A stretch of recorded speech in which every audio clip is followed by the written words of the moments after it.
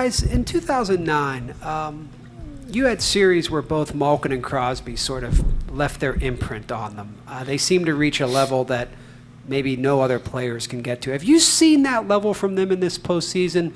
And if not, what do you think that means going forward? I think there's been spurts of dominance by each guy. I mean, Gino in 2009, had a whole different level. Executed through that Carolina series. They each had some great goals they've scored so far. But I think right now it's been, a lot of them generating the energy for our team and us following up and having good team games. Kuni, how big has this week of rest been for you personally to kind of get, I guess, ready for this next round? Yeah, no, it's obviously it's been long for everybody, but throughout the playoffs there's bumps and bruises, and you got to go and manage your time.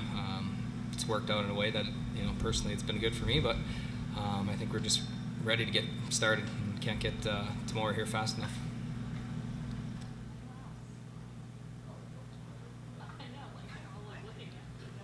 Pascal, I'm wondering, is Sidney Crosby a different player or a different person than he was when you guys won the Cup last time? Well, different player. It's hard to say. He's still the dominant Sidney Crosby. He was in 09, yes. Little longer beard. No. He's still the same guy, same player that tries to win hockey games and is going to do everything. The little details, the defensive side of the puck that he's definitely putting a lot of work in it.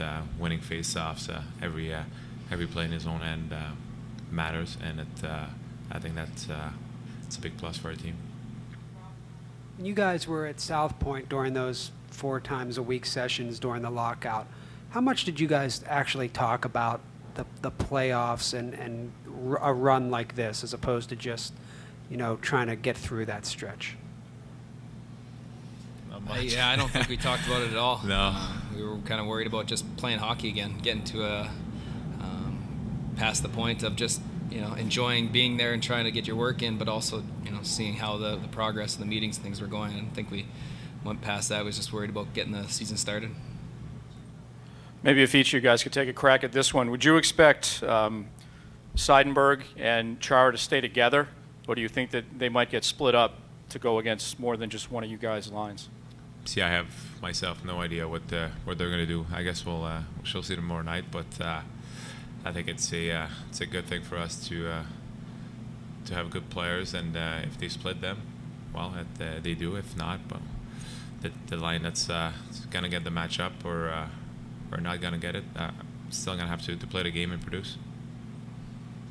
Yeah, can't control who they put on the ice ever. I think that when your team has depth, it's going to be confusing for other teams. When you have that last change, it changes some things too. So home ice in this series is going to be a big dividends for the team that wants to get the matchups. Kind of for both of you again, I'm wondering if you could identify the one thing that struck you most about Tomas during his run during these past 7 games that he's played, the one thing that's kind of stood out to each of you about that. I think just the timely saves. When we've needed a big stop, he's been there. He's kept us in games. He's done everything we could ask. At the key moments, he's made saves and covered the puck and showed composure for our team, and that's something that we feed off of. Yeah, pretty much. It was all said by Kuni there. The leadership, his confidence, his key times of the games, like Kuni said, making the big saves. I think it's been great for us. Guys, I'm sure by now you've watched some video of Boston and the rookie defenseman Torrey Krug. We got to watch up close in Boston. Some of the tougher Rangers guys that play your style of hockey, weren't able to contain him. He was kind of elusive. What are the challenges of trying to slow down a guy like that on the forecheck with his size and his speed?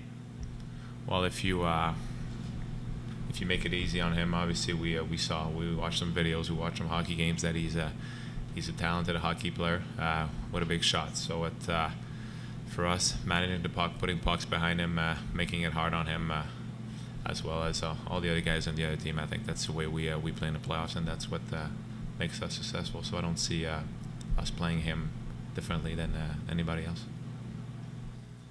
Guys, when you won the Cup in '09, you weren't necessarily the prohibitive favorite going in.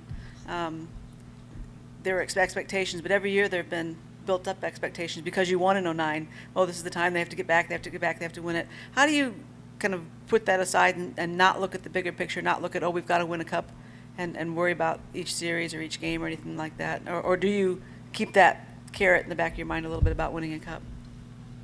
Well, the main goal has always been to win the Stanley Cup every year.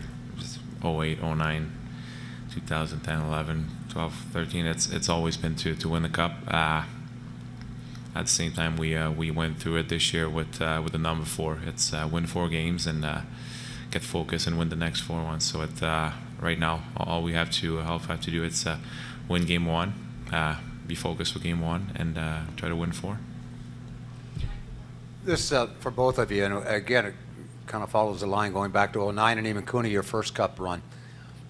Usually the first 2 series, I mean, I'm talking to players, is probably more on the physical side. Not to say that this one won't be, but do you guys, from your experience, feel that like there's a change going forward now in the 3rd series, and maybe if you did get through that onto the Stanley Cup, where the series makeup and change and play differs at all from what you've had the first 2? Yeah, I mean, you can say that the first ones are physical because there's so many guys getting that experience of playing and having that energy. And then as farther you go, the better teams tend to move on because they're better structured. They've played a better team game.